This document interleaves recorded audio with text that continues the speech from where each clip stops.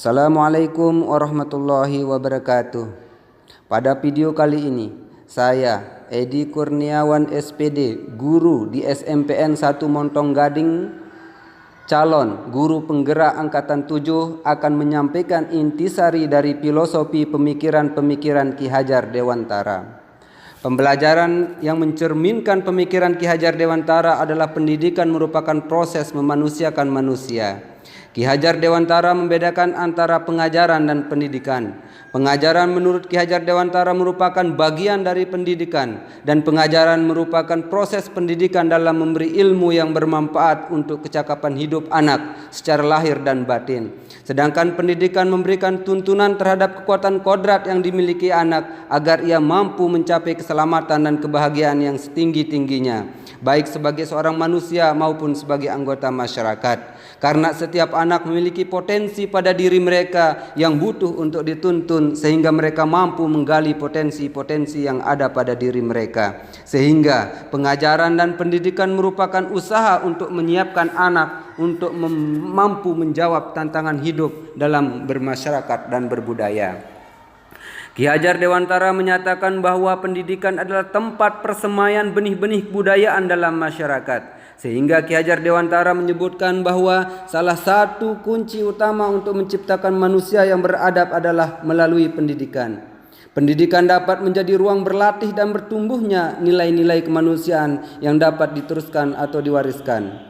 Dalam proses pembelajaran anak, seyogianya diberikan kemerdekaan dalam pembelajaran, namun sebagai guru atau pendidik memberikan tuntunan dan arahan sehingga anak tidak kehilangan arah dan tidak membahayakan diri mereka sendiri dan orang lain, dan mereka juga mampu menemukan dan mengembangkan potensi-potensi yang ada dalam diri mereka.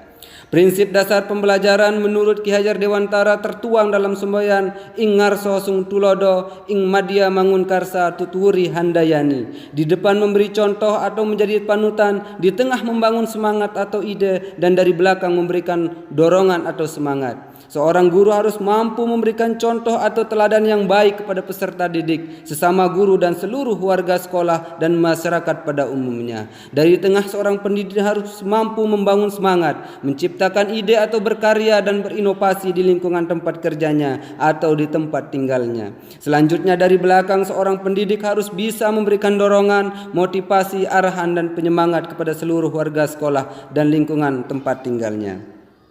Selanjutnya, pemikiran Ki Hajar Dewantara tentang pendidikan adalah kodrat keadaan yang terdiri dari kodrat alam dan zaman. Ki Hajar Dewantara menjelaskan bahwa dasar pendidikan anak berhubungan dengan kodrat alam dan kodrat zaman. Kodrat alam berkaitan dengan sifat dan bentuk lingkungan di mana anak berada, sedangkan kodrat zaman berkaitan dengan isi dan irama. Kedua kodrat ini berkaitan dengan nilai-nilai dan sifat-sifat kemanusiaan peserta didik. Sebagai pendidik, tentu kita harus memperhatikan kodrat alam. Artinya sebagai pendidik kita mampu memfasilitasi segala kebutuhan anak sesuai dengan keadaan alam mereka. Karena keadaan di suatu daerah tentu berbeda dengan daerah yang lain. Kemudian kodrat alam, bagaimana pendidik mampu memfasilitasi anak sesuai dengan kebutuhan serta tuntutan zaman.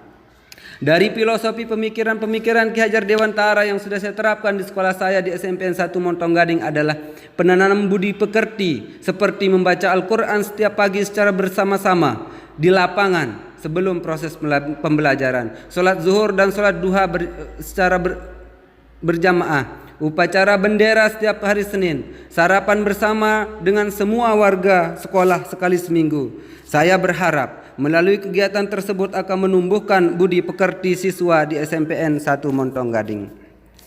Demikian yang bisa saya sampaikan. Assalamualaikum warahmatullahi wabarakatuh.